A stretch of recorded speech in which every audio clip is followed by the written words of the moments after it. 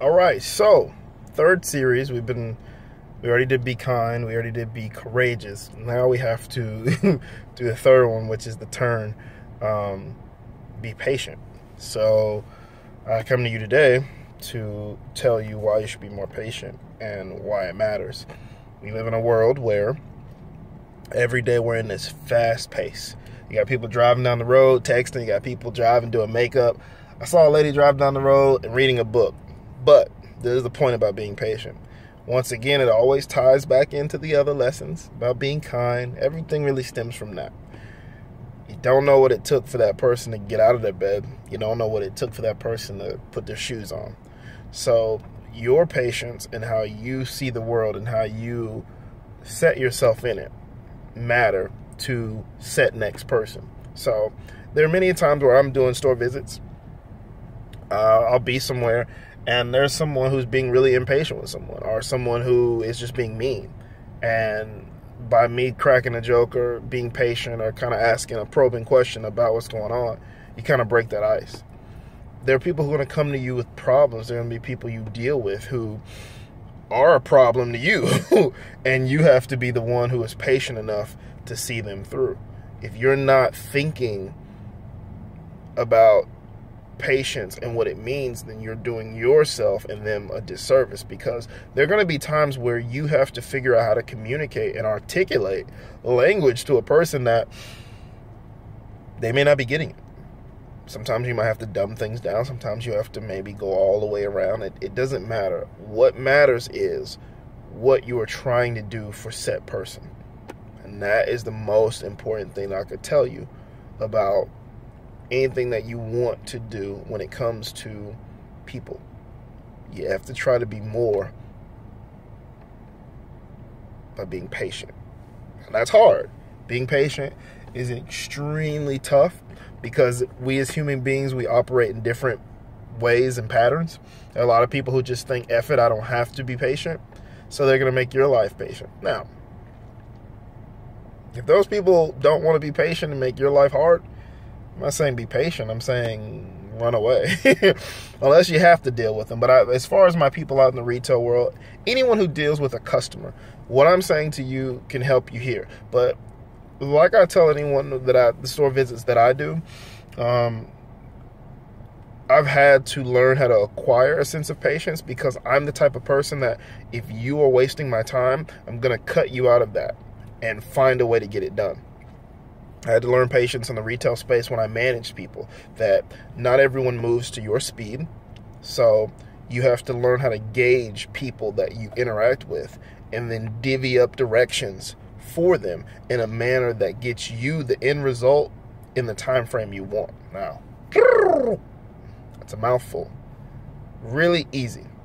If employee A, or we'll say person A, moves twice as fast as employee or person B, you may only need to give employee A 2 instructions to get to the finish line that you so seek in your time frame. Employee B, they may not move as fast, so with that there may be less attention to detail, so you may have to give them 4 instructions to get them to the finish line and your desired effect. We as human beings, we all are complicated puzzles. And if you remember that, then you'll understand why being patient is key to everything that I'm telling you. Because if you don't know how to be patient, you're never going to solve the puzzle, which is that person. For any retail managers out there, or any basically what I can tell you, if you're in management and you deal with people, what I have to say is important. Because being patient with your employees can help you. If you have to learn how to break the ice. And that's part of what we talk about in Be Courageous. You have to be courageous enough to do something that you may not want to do. You have to step outside of your comfort zone, because there are some employees or people who just don't really want to come out of that box that they're in. You have to find ways to get in that box. You may not ever step all the way in the box, but they have to trust you enough to allow you to open the door. If you're patient enough to go through them with the process and not get frustrated, because that's where people lose with people. when you're trying to be patient, but you're not doing it for the right reasons, you have ulterior motives, you can easily get frustrated. And when you get frustrated, it's game over. The saying that I say a lot is, the difference between children and adults is emotion. Besides a mind state, it's emotion. When a child gets angry, what does a child do? A child lashes out. The child shows frustration with temper tantrums, screaming, yelling. When an adult gets frustrated, they calmly collect themselves and they handle themselves in a manner to articulate what makes them upset so that they can get the result that they want. Now, to be clear, there are a lot of adults out here who act like children. Be patient is very important to that whole thought process. And the funny thing about what I'm telling you is, I thought I had it figured out for years. You don't really have it figured out until I think you pass and you leave this plane, but I can get you a good step. What I'm telling you can get you in good steps.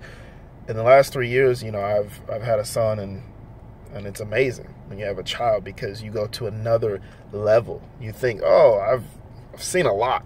Oh, no. Children take you to another level, and my son has taken me to a patience level that I never thought I could achieve. Because when you're talking to a 1-year-old or 2-year-old, or my son's 3 now, and you're trying to articulate what you want done, but they're not quite understanding, you can easily find yourself on that ledge of frustration. But you got to remember, they're a child. They're not at the level of experience or cognitive thinking that you are at. So what are you going to do? If every person that you deal with, if you treated them with the patience of a 3-year-old, of talking to a 3-year-old, the world would be such a better place. We talked in being kind, we talked in being courageous, but being patient, that's the term. That's 3. There's one more. That's a surprise. But that's the truth. If you thought of, you know what, I'm going to have a patience for this person at a level of a 3-year-old, that I might have to hold their hand a bit to get them where they need to, but you know what, we'll get them there. Now, at the same time, there are people out there who will test your patience by trying to act like they don't know what's going on. This message is not for them. This message is for when you're in the workplace or when you deal with people in life that sometimes you guys are not on the same page, but you're trying to figure out, man, how can I get on the same page? Before you hit that wall of frustration, think in a manner to say, if this person was a child, how would I try to recommunicate my thoughts and feelings to them? Because I'm not quite getting it to them the way I need. If you think like that, you're going to get to a place where it's a great discussion. There's a lot of communication. There are walls being broken down. And you have people who are just kind of melding into each other. Because at the end of the day, communication with another person over time builds a sense of trust, builds a sense of respect. When there is trust and respect, that is the bridge that you communicate with people on. And if people don't feel like those pillars are there, the bridge doesn't stay. Because you need certain things to make a bridge work. And without them, cars going to drive in the water, or they're not going to be a bridge. So remember that. Being patient requires communication. It requires respect, because ultimately the goal you seek is what? Trust. And sometimes the goal could be completion of something. Most times when you're talking to someone, you need them to get something done for you. But if you have communication, respect, and you gain their trust, you have now completed what you wanted to. So remember, being patient is very important, as this lighting takes from me. But I wanted to be serious and tell you, be patient, because you don't know what it means. And it might mean something to somebody else that you're dealing with. So be patient.